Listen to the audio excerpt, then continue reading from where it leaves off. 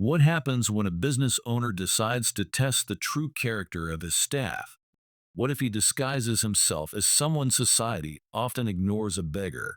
Meet John, a successful cafe owner who built his business from the ground up, becoming a well-known figure in the heart of the city. Despite his success, there was something troubling him, something he couldn't shake. He began to notice how some of his employees treated certain customers, especially those who didn't fit the typical image of a paying guest. He saw the quick judgments made about people who seemed less fortunate, and it made him wonder, how would they treat someone who appeared to have nothing? Determined to find out, John came up with a daring plan. What if he went undercover, dressed as a beggar, blending in with the crowd? Would his staff show the same level of respect to him as they did to their regular customers, or would they reveal their true colors? In this video, you'll witness the shocking results of this experiment as John's disguise sets off a chain of events no one could have predicted. The way his staff treats him would change their lives and his forever. You'll learn powerful lessons about empathy, kindness, and the importance of respecting others regardless of their appearance. What happens next will make you question how we treat those who have less than we do. Trust me, you don't want to miss this. Will John's staff redeem themselves, or will they pay the price for their misjudgment? Keep watching to find out. The day had arrived. John, the cafe owner, dressed in tattered clothes, old dirty shoes, and a scruffy jacket, looked nothing like the successful businessman he truly was. His face was masked with a sad expression, his eyes downcast, and his hair unkempt. He'd carefully crafted his disguise, making sure it was enough to blend in with the homeless community he'd seen every day around his cafe. No one would recognize him like this, not even his own staff. He stood outside the cafe for a moment, taking a deep breath. This wasn't going to be easy. With a nervous glance around, he pushed open the door and entered. The familiar chime of the bell above the door rang out, but no one seemed to notice. Inside the cafe was bustling customers chatting, the sound of plates clinking, and the staff moving around like clockwork. But to John, everything seemed strangely distant. He wasn't part of this world anymore, not in this disguise. He walked slowly to an empty table in the corner, hoping to remain as invisible as possible. No one paid him any attention. His presence, though slightly out of place, seemed to go unnoticed. He settled into the chair and stared blankly ahead, doing his best to appear like just another homeless man looking for a place to rest. The bustling cafe continued without interruption, and yet a strange feeling settled in his chest. He had the perfect vantage point to observe his employees. His test was just beginning. As the minutes passed, John remained still, his mind racing. He watched his staff greet every other customer with smiles, laughter, and warm service. But not once did anyone look his way. He was invisible to them. He could hear the subtle mutterings of one or two staff members in the back, snickers and whispers, but nothing directed at him, at least not yet. He kept his head low, his hands clasped in his lap, and waited. The clock ticked, the cafe grew busier, but John's table remained untouched.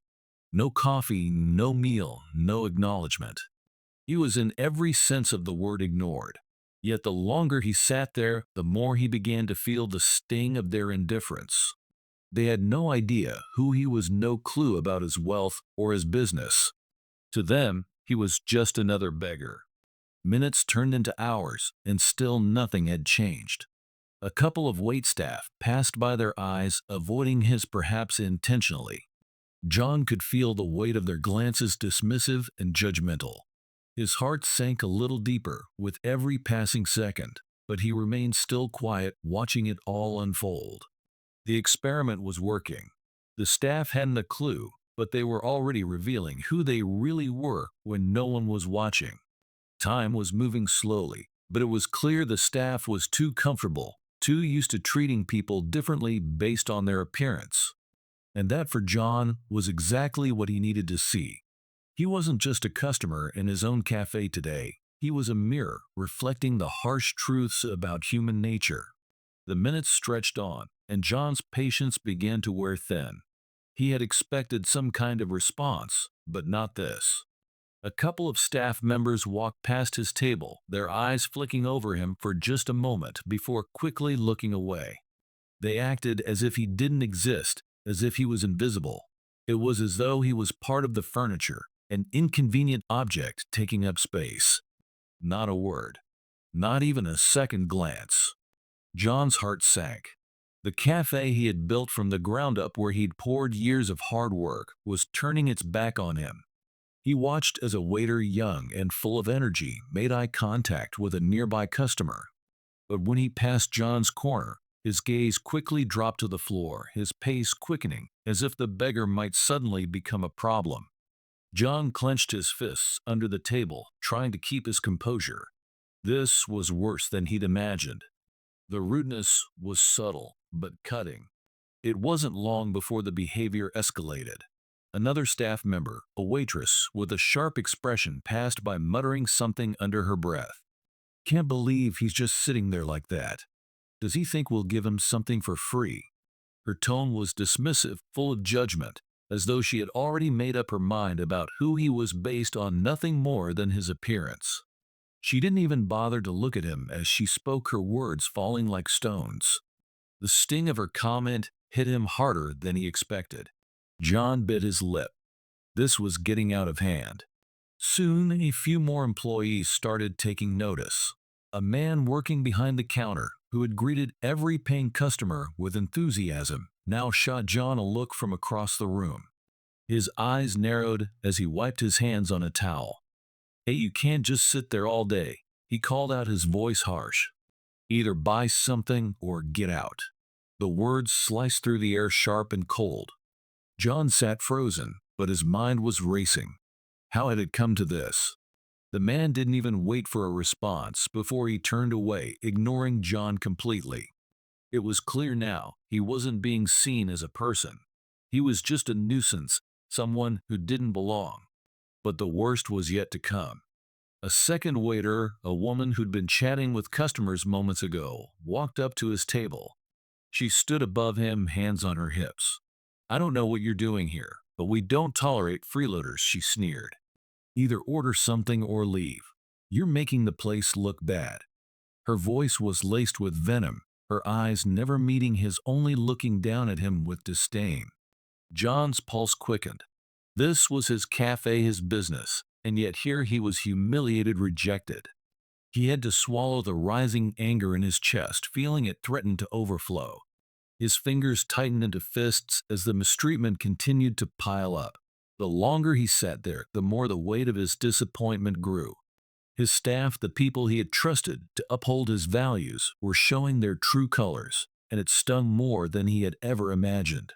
Every rude comment, every glance, every demand to leave felt like a punch to the gut. They weren't just ignoring him.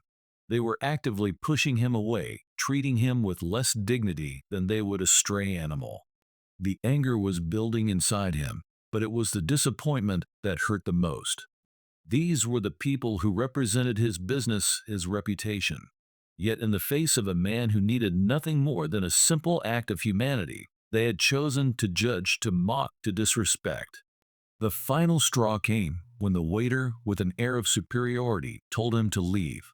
John, his heart racing with a mix of anger and disbelief, stood up slowly. He didn't say a word, he didn't need to. His expression was calm, almost serene, as he grabbed his tattered jacket and walked toward the door. The eyes of the staff followed him, their looks full of satisfaction, as if they had done their job of kicking out the undeserving man. They had no idea who he was. As he stepped out into the street, the cold air hit his face, but it couldn't cool the fire inside him. He walked away from his cafe, his mind already racing with what to do next. He'd been humiliated, tossed out like yesterday's trash, and for what? Just because he didn't look the part of a successful business owner. The injustice of it gnawed at him as he moved through the crowd. He knew he couldn't just walk away. This wasn't something he could forget. It wasn't about revenge for the sake of revenge. It was about showing them the consequences of their actions. They needed to learn. They needed to understand that no one was above respect, no matter what they looked like or how much money they had. John didn't go home. Instead, he spent the next few hours planning, thinking through every detail. He wasn't just going to show up as himself. He wasn't going to confront them directly. Not yet. His plan was more calculated, more impactful. He wanted them to feel the sting of their actions. He wanted to teach them a lesson they'd never forget, one that would make them think twice about how they treated the next person who walked through that door, no matter what they looked like. He thought about everything, the way they had dismissed him, the harsh words, the way they had all acted as if they were somehow better. It was time to make them understand what they had done. John set his plan in motion. He knew that confronting them face to face would only get them defensive. Instead, he would show them, in the most shocking way possible, how far their behavior had gone. They wouldn't expect it. They wouldn't see it coming. And when it would hit hard. The day arrived, and John walked into his cafe with a sense of calm determination. He was dressed as he always did, sharp, professional, and commanding. His suit fit perfectly, his shoes polished, and his posture exuded confidence. To the casual observer, he was just another successful businessman walking into his own place of business. But to the staff, he was an entirely different person today. He was the last person they ever expected to see walking through that door. As John stepped inside, the usual hum of the cafe seemed to quieten for a moment. His staff were busy, moving between tables, taking orders, and chatting with customers.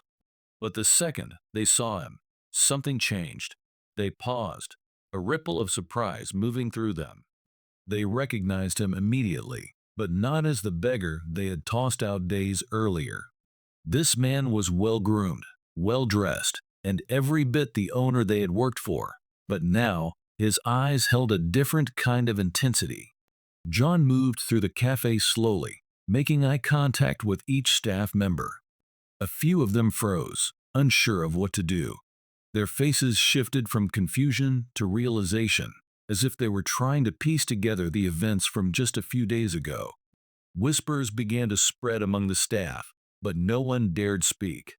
He reached the center of the cafe, his eyes scanning over the employees who had treated him so badly just days before. The tension in the room thickened. John raised his voice, steady but full of authority, drawing the attention of everyone in the room. "I think it's time we had a little talk. A few days ago, I walked into this very cafe dressed as a beggar. I sat in the corner, hoping to see how my staff would treat someone who had nothing, someone they would normally ignore. And this is what I saw." John paused, allowing his words to sink in. The staff stood still, their faces shifting from confusion to shock, then guilt. Some tried to avoid eye contact, others shifted nervously, but no one spoke. "You treated me like I was invisible. Some of you ignored me completely. Others looked down on me, mocking me, judging me based on what I was wearing. A few of you even had the audacity to throw me out of my own cafe." The room was eerily silent now. John could see the shame building in their eyes. He could feel the weight of their regret, but he wasn't done yet. "Do you know who I really am?" he asked, his voice calm, but carrying an undeniable weight. "I am the person who built this place.